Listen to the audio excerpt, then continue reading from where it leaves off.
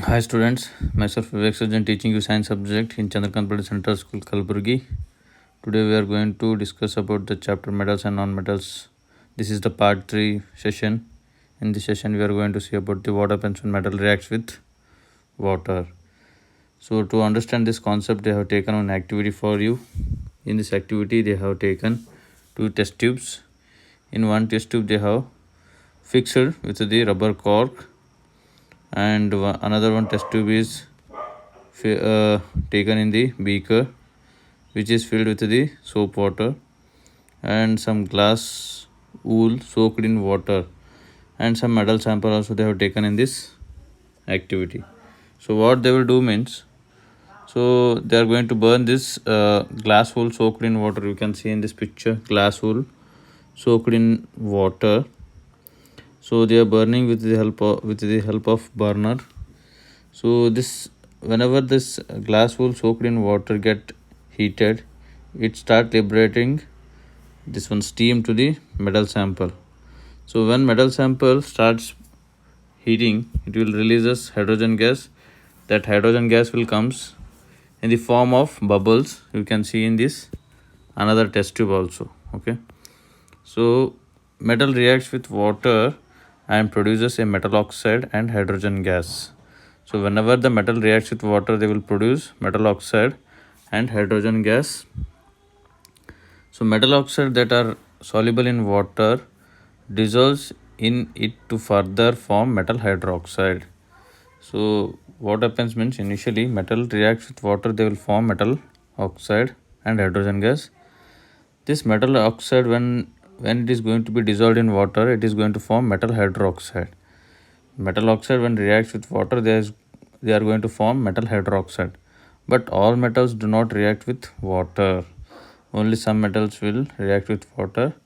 So we will see that which metals reacts with water and which metals does not react with water, and which water reacts with cold water and which metal reacts with only hot water. We are going to see in this chapter. Okay, so they have written one sample, that is metal reacts with water is going to form metal oxide plus hydrogen gas. So metal oxide when reacts with water, that is going to form metal hydroxide. You can see in this reaction both of them. So metals like potassium and sodium reacts violently with cold water. So they are reacts with only with cold water. In case of sodium and potassium, the reaction is so violent and exothermic that the absorbed hydrogen gas immediately catches fire. So metals like potassium and sodium, they only react with cold water, but they will not react with hot water or steam. So whenever they will come in contact with the water or air, it will catch fire. So that's why they are going to kept in kerosene. So potassium when reacts with water, it is going to form potassium hydroxide plus hydrogen gas, and heat energy it will release. Sodium when reacts with water, it is going to form sodium hydroxide plus hydrogen gas plus heat energy will release. You can see both the reaction. So they have given the reaction of calcium with water is less violent. The heat evolved is not sufficient for the hydrogen to catch fire. So calcium is another one type of metal. So it is less violent when compared to the potassium and sodium. Okay. So calcium will not catch us fire, but it start boiling whenever we put in water. So if we keep the hand inside that one calcium hydroxide, so our hand will will come across with some damages. Okay. So whenever the calcium reacts with water, it is going to form calcium hydroxide and hydrogen gas. It will not catch us fire. Okay. So calcium start floating because of bubbles of hydrogen gas formed trickled on the surface of the metal. Calcium will start floating due to the formation of hydrogen gas. Okay. So next metal we are having magnesium does not react with cold water. It reacts with hot water to form magnesium hydroxide and hydrogen gas. So magnesium is another type of metal which reacts only with hot water. Okay. So whenever they will react with hot water, they are going to form metal hydroxide and hydrogen gas. It also starts floating due to the formation of hydrogen gas sticking to its surface. Okay. So in three conditions we have seen potassium and sodium are very reactive metals. Whenever they will come in contact with the air or water, it will catches fire. Okay. So next we have seen calcium. Calcium is less violent when compared to the potassium and sodium. They will not catches fire. Okay. So we can see the reactions also respectively the reactions they have given. So next they have given about the magnesium. Magnesium does not react with cold water and steam. They will react only with the hot water. Okay. So magnesium also start floating due to the formation of hydrogen bubbles in water. So next they have given metals like aluminum, iron, zinc do not react either with cold water or hot water, but they react with steam to form metal oxide and hydrogen gas.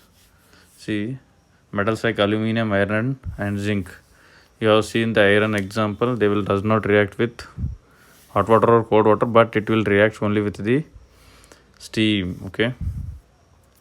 So aluminum and reacts with hydrogen, it is going to form aluminum oxide and hydrogen gas.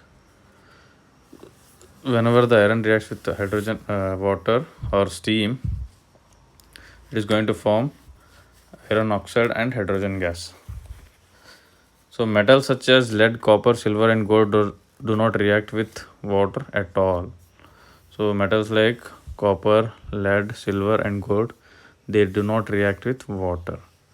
So once again I will repeat, whenever the metals react with water, they are going to form metal oxide plus hydrogen gas. Metal oxide when reacts with water, it is going to form metal hydroxide. Okay. So we have different types of situation in different type of metals. So metals like potassium and sodium, they are very reactive when compared to the other metals. So they will catch us the fire whenever they will come in contact with the water or air. Okay. They will release a lot of heat energy to the environment, so that's why they will carry the exothermic reaction. So next we have seen about the calcium. Calcium will float on water. So because whenever they react with water, they will release less amount of heat energy, so that's why they will not catch fire. Okay, and they will start floating on the surface of the water due to the formation of hydrogen bubble. Same condition in magnesium also, but magnesium does not react with hot water or steam, but it will react only with cold water. In magnesium condition also, they will form hydrogen gas. So metals like aluminum, iron and zinc, they do not react with either cold water or hot water. They react only with the steam. Okay. So next, metals such as lead, copper, silver and gold, they do not react water at all. Water ಜೊತೆ ಒಟ್ಟ react ಆಗಂಗಿಲ್ಲ ಯಾವ್ಯಾವು lead, copper, silver and gold. So what happens